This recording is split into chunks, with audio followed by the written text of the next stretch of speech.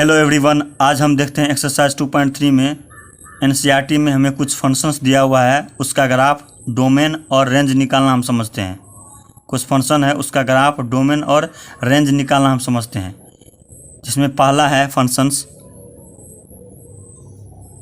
Identity function.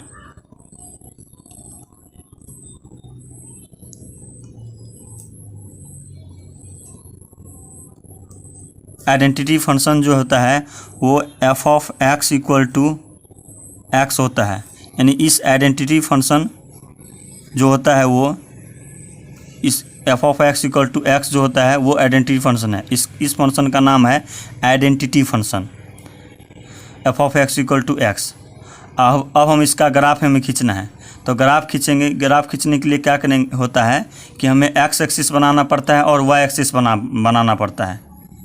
तो हम F of x को हम वाई लिख सकते हैं, तो वाई हम लिख देंगे, एफ ऑफ एक्स को हम वाई लिख देंगे, वाई इक्वल टू एक्स। हम इसलिए वाई इक्वल टू एक्स लिखे, एफ ऑफ एक्स को वाई हम इसलिए लिखें क्योंकि हमें ग्राफ बनाने में हमें हेल्प मिलेगा। वाई लिख के हमें अच्छे से समझ में आएगा। तो हम कैसे ग्राफ बनाएंगे, इसके लिए हम क्या करेंगे, यहाँ पर हम ये वाला वाई लाइन हुआ और ये जो हुआ ये हुआ एक्स लाइन, ये हुआ वाई लाइन। और वाई जो होता है वो एफ ऑफ एक्स के इक्वल होता है फंक्शन में, तो ये हमने खींच डाला। अब इसका हमें ग्राफ खींचना है। तो 10th में हम कैसे करते थे, अगर कोई भी हमारे equal to y equal to, जैसे यहाँ वाई इक्वल टू एक्स है, इसका हम ग्राफ 10th में कैसे बनाते थे। जैसे मान लो ये जो होता था ये ऐसे होता था, यहाँ पर हम एक्स लिखते थे और यहाँ पर हम वाई लिखते थे। जब हम एक्स का वैल्यू इसमें अगर हम 0 रखेंगे तो वाई का वैल्यू भी 0 होगा। एक्स का वैल्यू जब हम 1 रखेंगे तो वाई का वैल्यू भी 1 ही होगा। हम 10th में ऐसे करते थे क्योंकि वो जो इक्वेशन रहता था उस इक्वेशन का नाम था लीनियर इक्वेशन। लीनियर इक्वेशन नाम था। और लीनियर इक्वेशन का जो ग्राफ बनता था, चाहे ऐसे बनता था या चाहे ऐसे बनता था स्ट्रेट लाइन, या चाहे ऐसे बनता था, यानी स्ट्रेट लाइन हमें बनता था। लेकिन हमें इसमें जो है फंक्शंस में हमें ग्राफ जो बनेगा ज़्यादातर ये चाहे ऐसे बनेगा, ये चाहे ऐसे बनेगा, ये चाहे ऐसे बनेगा, ये चाहे ऐसे बनेगा। यानी फंक्शंस में हमें ग्राफ स्ट्रेट लाइन कम ही दिखेगा, ज़्यादा से ज़्यादा 2 या 3 दिखेगा हमें स्ट्रेट लाइन। लेकिन ज़्यादातर हमें यही ग्राफ बनाने का जरूरत पड़ेगा फंक्शंस में। तो लीनियर फंक्शन का मतलब होता है लाइन, यानी लाइन हमें खींचना है। तो इसमें हम क्या करते थे, 2 पॉइंट लेते थे, एक्स का 2 पॉइंट लेते थे और वाई का 2 पॉइंट लेते थे, हम इसका ग्राफ खींच देते थे। इसका ग्राफ कैसे बनता था, ये स्ट्रेट लाइन इस तरह का बनता था। लेकिन फंक्शन में क्या है कि हम इस 2 पॉइंट नहीं लेंगे, 2 से ज़्यादा पॉइंट लेंगे, यानी 5-6 पॉइंट लेंगे। 2 निगेटिव लेंगे, 2 पॉजिटिव लेंगे और 1 0 लेंगे, इस टाइप के लेंगे। यहाँ पर 2 पॉइंट लेते थे, लेकिन फंक्शंस में क्या करेंगे कि 2 पॉजिटिव लेंगे, 2 निगेटिव लेंगे और 1 0 लेंगे, तब हम ग्राफ खींचेंगे। तो फंक्शन में ये क्या है, identity function f of x equal to x. इसके लिए हम क्या करेंगे, एक्स के लिए हम 2 पॉजिटिव पॉइंट लेंगे, 2 निगेटिव पॉइंट लेंगे और 1 0 लेंगे। तो ले लो,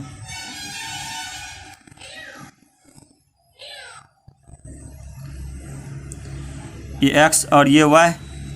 जब हम x का वैल्यू हम 0 रखेंगे तो y का वैल्यू क्या होगा, 0 होगा। जब x का वैल्यू हम इसमें 1 रखेंगे तो y का वैल्यू क्या होगा, 1 ही होगा, क्योंकि y जो है x के इक्वल है।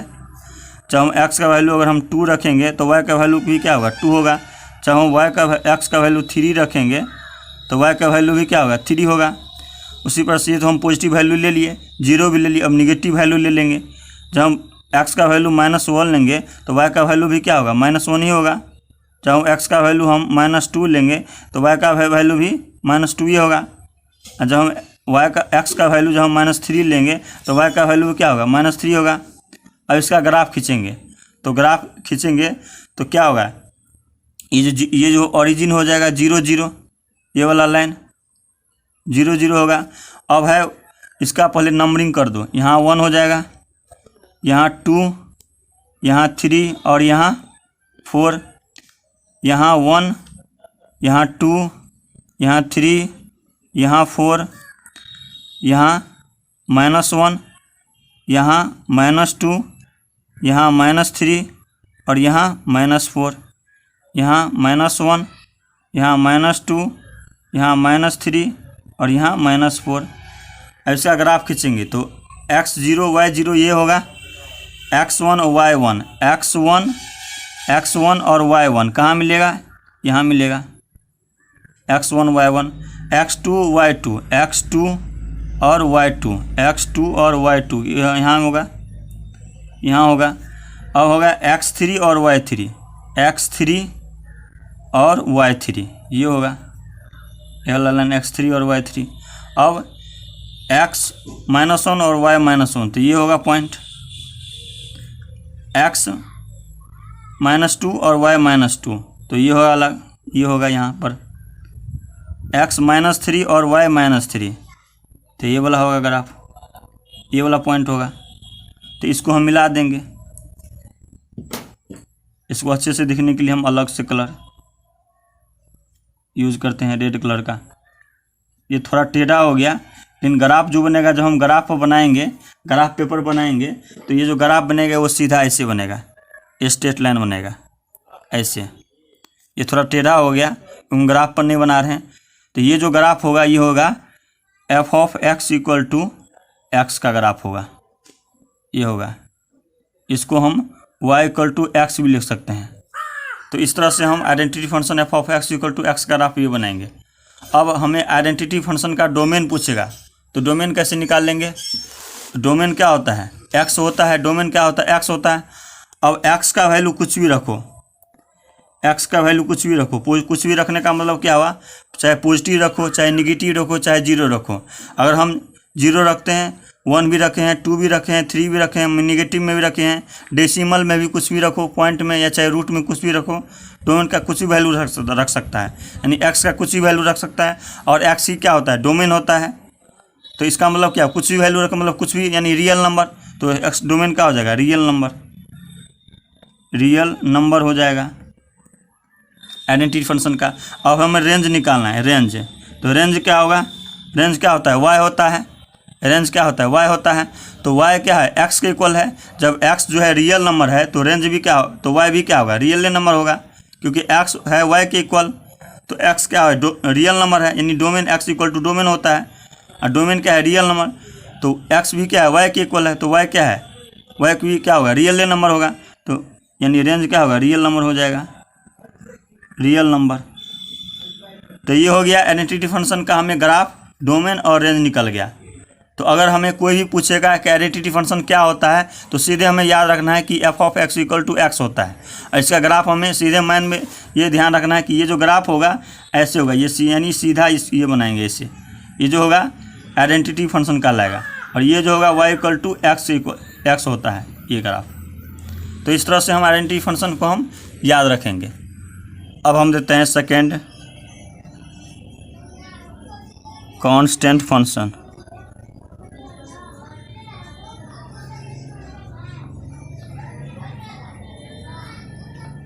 कांस्टेंट फंक्शन जो होता है वो होता है f(x) = c होता है। इस फंक्शन का नाम है f(x) = c का फंक्शन का नाम है कांस्टेंट फंक्शन। यहाँ जो c है, c का मतलब होता है कांस्टेंट, कांस्टेंट होता है। कांस्टेंट मतलब कुछ भी वैल्यू रख सकता है, 0 भी रख सकता है, निगेटिव भी, पॉजिटिव भी, पॉइंट में भी कुछ भी वैल्यू रख सकता है। कांस्टेंट का मतलब ये होता है, चाहे वो पॉजिटिव रखो, 1 2 3 रख सकता है, चाहे 0 रख सकते हो, चाहे निगेटिव वैल्यू रख सकते हो, -1 -2 कुछ भी रख सकते हो, या चाहे पॉइंट में रख सकते हो। तो सी का मतलब होता है कांस्टेंट होता है। तो इसका हमें ग्राफ बनाना है f(x) = c का, c मतलब कांस्टेंट हो सकता है। अब फंक्शन में क्या होता है, f(x) को हम y लिख सकते हैं, यानी हम y = हम c लिख सकते हैं। हमें इसका ग्राफ हमें बनाना है। तो ग्राफ बनाने के लिए क्या करेंगे, यहाँ पर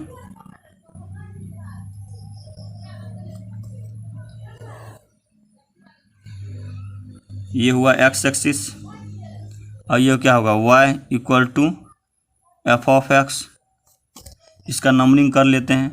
ये क्या होगा 1, ये 2, ये 3 और ये 4।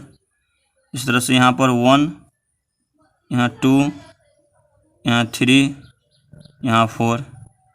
यहाँ क्या होगा -1 -2 -3 और ये -4। ठीक, उसी तरह से यहाँ क्या होगा -1 -2 -3 और ये -4। अब हमें देखो यहाँ पर x और y एक्सिस है, तो इसमें x नहीं है।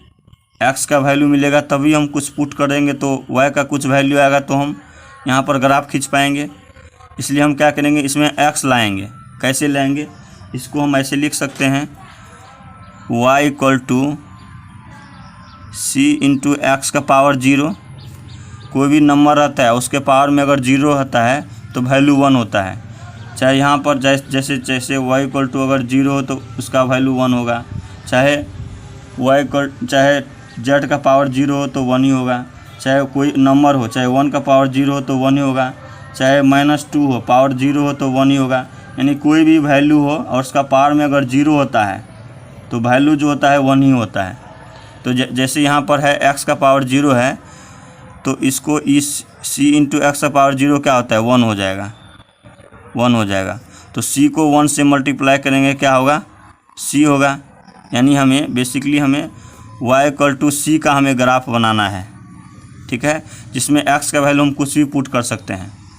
तो अगर हम इसका डोमेन निकालना चाहेंगे, तो डोमेन कैसे निकालेंगे, डोमेन क्या होता है x होता है, तो x का कुछ भी वैल्यू पुट करो, कुछ भी वैल्यू x का वैल्यू, चाहे पॉजिटिव वैल्यू हो, चाहे नेगेटिव वैल्यू हो, चाहे 0 हो, चाहे पॉइंट में कुछ भी वैल्यू रखोगे तो ये क्या होगा 1 होगा, 1 को c से मल्टीप्लाई करेंगे c हो, यानी कुछ भी x का वैल्यू कुछ भी रख सकते हो।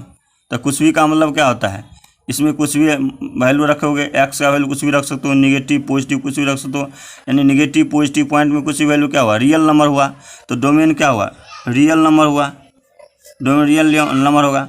अब हमें ग्राफ खींचना है, तो ग्राफ खींचने के लिए क्या करेंगे, हम पहले x पॉइंट ले लेंगे और y पॉइंट ले लेंगे, x पॉइंट ले लेंगे, y पॉइंट ले लेंगे। अब x और ये y हुआ। अब x का वैल्यू कुछ भी रखो, x का वैल्यू जैसे हमने मान लिया नेगेटिव रखो, पॉजिटिव रखो, 0 रखो, पॉइंट में रखो। जैसे हमने x का वैल्यू अगर हमने 1 पुट कर दिया तो y का वैल्यू क्या होगा, c होगा। हम x का वैल्यू अगर 1 पुट करें, 1 का पावर 0 होगा तो 1 ही होगा, 1 का पावर 0 1 होगा, और 1 को c से मल्टीप्लाई करेंगे c होगा। ठीक उसी तरह से अगर हम x का वैल्यू हम 2 पुट करते हैं तो तब पर भी c होगा।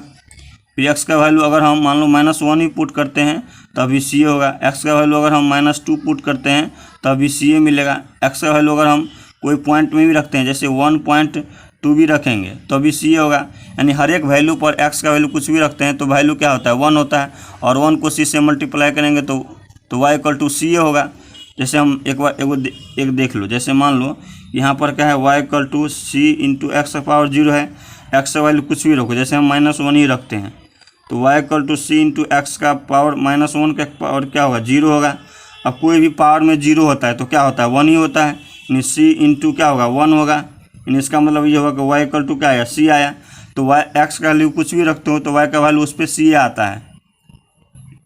तो हमें इसका ग्राफ खींचना है। c कांस्टेंट है, c का वैल्यू कुछ भी रखो, c का वैल्यू अगर हम 1 रखते हैं तो c का वैल्यू रख सकते हैं, y = क्या होता है 1 होता है। c का वैल्यू अगर हम 2 रखते हैं तो y = क्या होता है 2 होता है। c का वैल्यू अगर हम 0 रखते हैं तो y = क्या होता है 0 होता है। अगर हम c का वैल्यू अगर हम -1 रखते हैं तो y = क्या होता है -1 होता है। ये होता है c का वैल्यू कुछ भी पुट करो y = वहीं आएगा क्योंकि कांस्टेंट है ना। तो y = 1 का ग्राफ कैसे बनेगा, y = 1 का ग्राफ ये बनेगा, इससे ये बनेगा y = 1 का ग्राफ। फिर y = 2 का ग्राफ कैसे बनेगा, ये वाला बड़ा ग्राफ बनेगा y = 2 का ग्राफ। फिर y = अगर हमें 4 बनाना आता था y = 4 का ग्राफ ये होता। अगर हम c का वैल्यू अगर 4 लेते तो y = 4 का ग्राफ ये बनता। अगर हम निगेटिव में वैल्यू लेते, अगर y = अगर यहाँ पर -1 है तो इसका ग्राफ बनाएंगे तो y = -1 का तो ये ग्राफ बनेगा। y = -3 का ग्राफ ये वाला बनेगा। ये वाला सभी ग्राफ क्या होगा, ये y = 4 का ग्राफ है, ये y = 2 का ग्राफ है, ये y = 1 का ग्राफ है, ये y = -1 का ग्राफ है, ये y = -3 का ग्राफ है। ये सभी ग्राफ हमें हो जाएगा y = अब हमें डोमेन निकल गया है, रेंज निकालना है। तो रेंज क्या होता है, वाई का वैल्यू होता है, और वाई हमेशा हर एक वैल्यू पर क्या आया, सी आया है। रेंज अगर हमें निकालना है रेंज, तो रेंज क्या होता है, वाई होता है, वाई होता है, और वाई इक्वल टू क्या है, हमेशा सी होता है, तो रेंज क्या हो जाएगा, सी हो जाएगा। तो इसको ऐसे लिख देंगे। तो ये हो गया हमारा कांस्टेंट फंक्शन का ये। अगर हमें कांस्टेंट फंक्शन का डोमेन पूछेगा तो ये रियल नंबर होगा, रेंज पूछेगा तो ये होगा, सी होगा यानी कांस्टेंट होगा।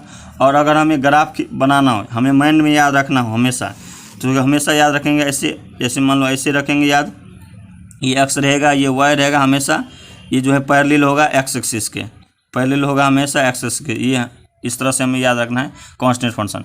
और कांस्टेंट फंक्शन जो होता है वो F of x equal to C होता है, ये याद रखना है, हमें याद रखना है F of x equal to C होता है कांस्टेंट फंक्शन, डोमेन आर होता है, रेंज सी होता है, और जो ग्राफ जो बनता है वो एक्स वाई इस तरह से बना देंगे, और वो जो है हमेशा पैरेलल होता है एक्स एक्सिस के। तो इस तरह से हमारा कांस्टेंट फंक्शन कंप्लीट हो गया।